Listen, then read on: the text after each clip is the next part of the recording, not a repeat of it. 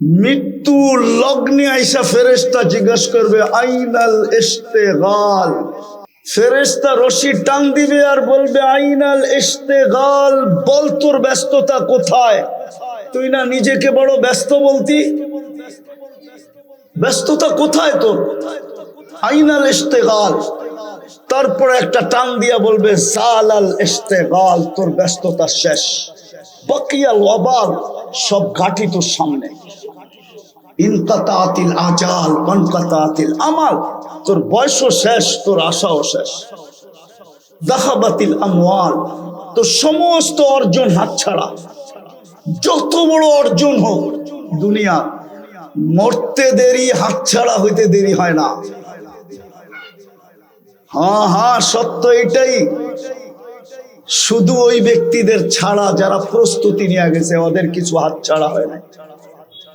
ওয়াজাত্তানি ওয়াজাত্তা কুল্লা শাই, এই কথাই সত্য। ওরা আল্লাহ পাইছে তো সব পায়া গেছে, কিচ্ছু হাতছাড়া হয় না। কি কিছু হাতছাড়া হয়েছে? কিচ্ছু হাতছাড়া হয় না ওদের। তৃতীয় ফেরেশতা বলবে যাহাবাতিল আমওয়াল, অর্জন শেষ। বাকিয়াতিল আমাল, আমল কর্ম তোমার সাথে আছে। সবাই সঙ্গ ছেড়ে দিবে, কর্ম সঙ্গ ছাড়বে না। ভাইও ছাড়বে, বোনও ছাড়বে, প্রিয় স্ত্রীও ছাড়বে, সন্তানও ছাড়বে।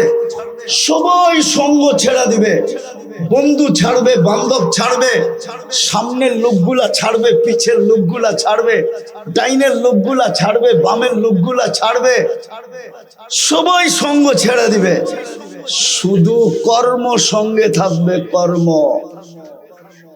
খোলার সময় নাই। ভালো হলে বড় ভালো, খারাপ হলে অবর্ণনীয় খারাপ।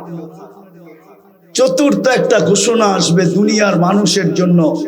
ওই বাড়ির মানুষের জন্য এক ফেরেশতা ঘোষণা দিবে তুবা লিমান কানা মাতআমুহু মিনাল হালাল। সুসংবাদ ওই ব্যক্তির জন্য যে দুনিয়াতে হালাল ভক্ষণ করছে। ওয়া ইশতিগালুহু লিখিদমাতি জুল জালাল, 24 ঘন্টা আল্লাহর দাসত্বে কাটাইছে। দাসত্বে